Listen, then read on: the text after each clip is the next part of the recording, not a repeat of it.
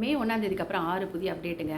Number 1 வந்து எந்த பேங்க்கில் நீங்கள் அக்கௌண்ட் வச்சுருக்கீங்களோ அந்த பேங்க்கோட ஏடிஎம்மில் போய் பணம் எடுக்கிறீங்க அப்படின்னாக்கா, பெருநகரங்களில் 3 முறைக்கு மேலே எடுத்தால் 21 சார்ஜ் பண்ணாங்க, இப்போ 23 ருபீஸு. சிறு நகரங்களில் 5 முறைக்கு மேலே வித்ட்ரா பண்ணாக்கா 21 சார்ஜ் பண்ணாங்க, இனிமேல் 23 ருபீஸு.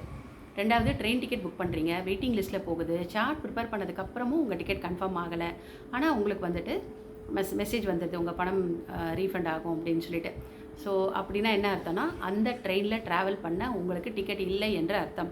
அதையும் மீறி நீங்கள் ஸ்லீப்பர் கோச்லேயோ ஏசி கோச்லேயோ ட்ராவல் பண்ணிங்கன்னா டிக்கெட் இல்லாமல் ட்ராவல் பண்ணதுக்கு சமம். ஸோ ஐஆர்சிடிசி ஸ்ட்ரிக்டாக ரூல் கொண்டு வந்திருக்காங்க. அடுத்தது, கேஸ் சிலிண்டர் ஏப்ரல் மாதமே விலை ஏறிட்டதுனால இனிமேல் வந்து வீட்டு உபயோகத்துக்கான சிலிண்டரில் வந்து எந்தவித மாற்றமும் இந்த மாதம் இல்லை. கமர்ஷியல் சிலிண்டர் மட்டும் 14 ரூபாயிலேருந்து 17 ரூபா வரைக்கும் குறைக்கிறதுக்காக ஒவ்வொரு மாநிலத்திலையும் கவர்மெண்ட் வந்து ஆர்டர் கொடுத்துருக்காங்க. அதை வந்து செக் பண்ணிக்கோங்க.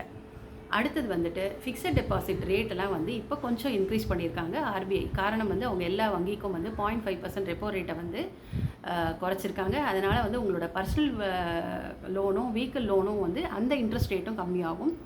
அது பேங்க் டு பேங்க் டிஃபர் ஆகலாம், செக் பண்ணிக்கோங்க. இந்த மாதம் மே மாதம் 13 நாட்கள் வங்கிகளுக்கெல்லாம் விடுமுறை. அது வந்து செகண்ட் சாட்டர்டே, சண்டே இது எல்லாமே இன்க்ளூடடு. அது தவிர என்னென்ன பண்டிகைகள் இருக்கோ அந்த பண்டிகைகள் நாட்களும் அதில் அடங்கும். ஸோ பேங்க்கில் போய் நீங்கள் இதை செக் பண்ணிக்கலாம்.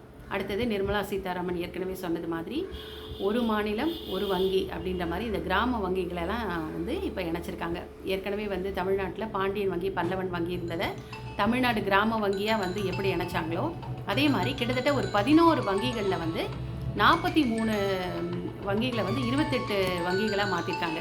அது எந்தெந்த மாநிலங்களுக்கு வந்து அதை வந்து சேஞ்ச் பண்ணியிருக்காங்க அப்படிங்கிறது அந்த 11 மாநிலங்களோட நேமை வந்து கேப்ஷனில் கொடுத்துருக்கேன்.